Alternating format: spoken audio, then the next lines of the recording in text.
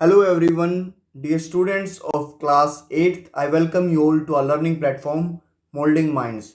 Students, today we have English worksheet number 10. आज हमारे पास English worksheet number 10 है, provided by Directorate of Education, GNCT of Delhi, and the date is 19th August 2021. Your class is 8th. आज हम poem पढ़ेंगे the ant and the cricket, जो कि continued है। पिछली वर्कशीट नंबर 9 में भी हमने इसी पोएम को पढ़ा था। So before starting our today's worksheet, we always start our worksheet with a slogan, and the slogan वो नारा है, एक motivational thought है जो आपको प्रेरणा देगा। वो है sometimes there are no second chances, no time outs, no next time, sometimes it's now or never। बहुत बार ये होता है कि आपके पास कोई दूसरा मौका नहीं होता है, कोई सेकंड चांस नहीं होता है, आप रुक नहीं सकते हैं, टाइम आउट नहीं ले सकते जैसे स्पोर्ट्स में लेते हैं। नो नेक्स्ट टाइम, आपके पास कोई जो भी आप काम कर रहे हो उसको टालने का समय नहीं होता है। कई बार आपके पास सिर्फ दो ही ऑप्शन होते हैं, या तो अब या कभी भी नहीं। So you have to choose which option you want to make, now और नेवर। सो इसी स्लोगन के साथ आज हम वर्कशीट नंबर 10 स्टार्ट करते हैं। The poem the ant and the cricket continued part है। लास्ट वर्कशीट में हमने क्या किया था? We read about a cricket who spend the summer singing.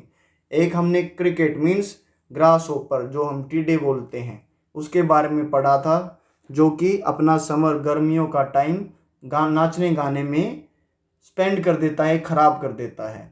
He doesn't plan anything for winter season, और वो विंटर सीजन सर्दियों के मौसम के लिए कुछ प्लानिंग नहीं करता है, कोई फूड वगैरह स्टोर नहीं करता है।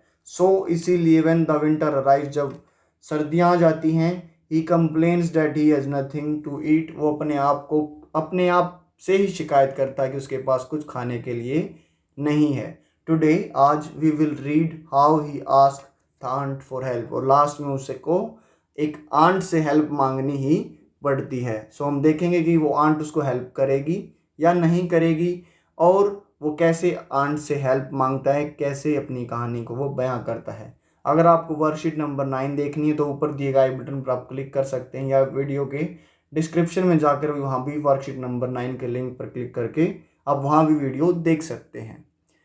तो हम आज का जो स्टैंजा पढ़ेंगे, स्टैंजा सेकंड पढ़ने से पहले आपके पास एक वार्म अप एक्टिविटी है। वार्म अप एक्टिविटी में क्या करेंगे? थिंक ऑफ समवन, किसी के बारे में सोचिए, फैमिली मेम्बर हो सकता है या फ्रेंड हो सकता है आपका, who has the following qualities, जिसके पास ये क्वालिटीज हैं। राइट हिज और her name in the blank, जो यहाँ पर स्पेस दे रखा है, या आप अपनी नोटबुक में ऐसे ही इसको राइट डाउन करेंगे, स्पेस बनाएंगे, वहाँ पर उनका नाम लिखिए। योर रिलेशनशिप विद हिम और हर, उनके साथ जो भी आपका रिलेशनशिप संबंध है वो इन ब्रैकेट्स में आपको लिखना है। तो हमारे पास 4 यहाँ पर क्वालिटीज़ हैं, ट्रेट्स हैं, गुण्स हैं।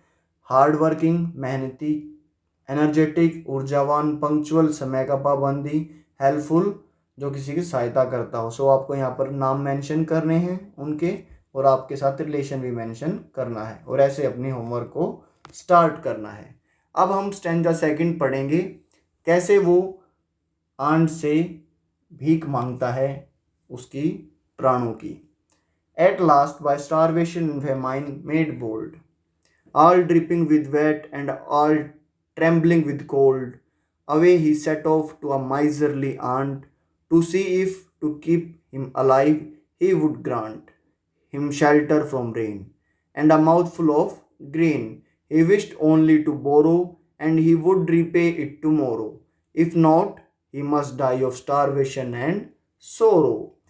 यहाँ पर हमने पूरा एक बार इसको कंप्लीट पढ़ा है, अब मैं इसको एक्सप्लेन करता हूँ। एट लास्ट, आखिरकार, बाय स्टारवेशन, स्टारवेशन होता है जब कोई व्यक्ति भूख से मर जाता है। सफरिंग और डेथ कोज्ड बाय हंगर, भूखमरी जिसको आप बोल सकते हो। फेमाइन, फेमाइन होता है एक्सट्रीम स्केर्सिटी ऑफ फूड, जब खाने की बहुत ज़्यादा कमी होती है, जिसको आप हिंदी में अकाल भी बोलते हो। गाँव में आपने सुना होगा कि अकाल पड़ गया है इस साल, तो हमारे पास खाना कुछ भी नहीं है।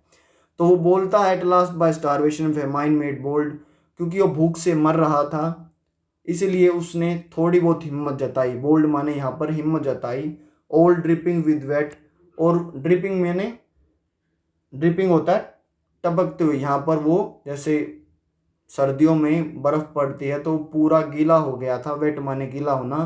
ट्रेम्बलिंग विद कोल्ड, ट्रेम्बलिंग माने कांपना, ठंड के कारण वो कांप रहा था। Away he set off, set off mean start होना, to a miserly aunt. Miserly एक ऐसा पर्सन होता है जो बहुत ध्यानपूर्वक अपनी चीज़ों को खर्चता है, ठीक है। सो ये बोल रहा है कि अपने घर से वो आंट, माइजरली आंट के पास जाता है। टू सी इफ, ये देखने के लिए, टू कीप हिम अलाइव, उसको जिंदा रखने के लिए। He would grant him shelter from rain, क्या वो आंट उसको रहने का स्थान देगी ताकि वो बारिश से बच सके। And a mouthful of grains, mouthful of grains mean थोड़ा बहुत अनाज जिससे उसका पेट भर जाए। He wished only to borrow, और वो सिर्फ उनसे उधार मांगेगा। ही वुड, ये यहाँ पर है ही वुड, इसको आप ऐसे भी लिख सकते हो, वो शॉर्ट फॉर्म है उसकी। ही वुड रिपे टुमारो, और वो बोलता है कि मैं आपको ये दोबारा कल वापस दे दूंगा। If not he must die of starvation and sorrow, अगर आपने मेरी हेल्प नहीं की तो मैं भूख और दुख से मैं मर जाऊंगा। ऐसा जो क्रिकेट है वो आंट से बोलता है। यहाँ पर हमारा आज की जो स्टैंजा सेकंड है वो कंप्लीट होता है। इसके बाद हमारे पास 4 सिंपल से क्वेश्चंस हैं, उनको हम अटेम्प्ट करते हैं। आपको फर्स्ट क्वेश्चन में बताना है, name the 2 characters in the both stanza. जो 2 कैरेक्टर, 2 व्यक्तियों के बारे में बात की गई, उनका नाम लिखना है।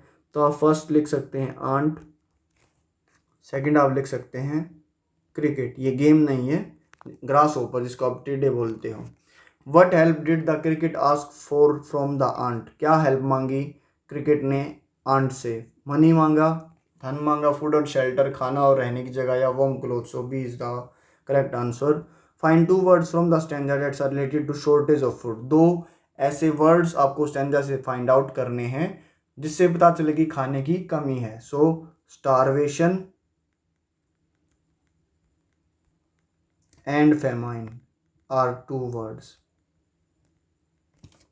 From the stanza write the rhyming words for, ये 3 वर्ड्स, इनके राइमिंग वर्ड्स आपको चूज करने हैं। राइमिंग वर्ड्स होते हैं जिनकी लास्ट की साउंड एक जैसी होती है। सो रेन, ग्रेन, आप बोल के देखिए, राइम कर रहे हैं। टुमारो, बोरो, BORROWER है, और बोल्ड और कोल्ड लास्ट के वर्ड्स इनके राइम कर रहे हैं। नेक्स्ट वीक में भी हम इसको कंटिन्यूड रखेंगे इस पोएम को, और वहीं हम इसको कंप्लीट भी करेंगे। लास्ट में हम क्या मैसेज पढ़ते हैं, keep maintaining physical distance of 6 feet or 2 yards as shown in this picture. And if you find this video helpful for you then hit the like button, subscribe our channel, hit the notification bell, share with friends and keep watching and supporting our channel molding mind. जय हिंद, जय भारत। मिलते हैं आप सबसे अगली video में।